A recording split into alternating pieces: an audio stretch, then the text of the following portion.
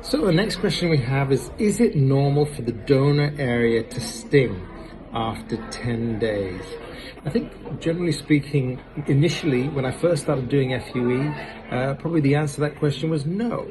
But as we're doing more of it and we're doing larger numbers of grafts, I do hear that from my patients, and it's not that we're going too deep, because this punch size has become smaller, and also the depth that we go through, we're targeting it's only 2 to 3 millimeters deep, because we're just trying to get to the base of the root of the hair follicle.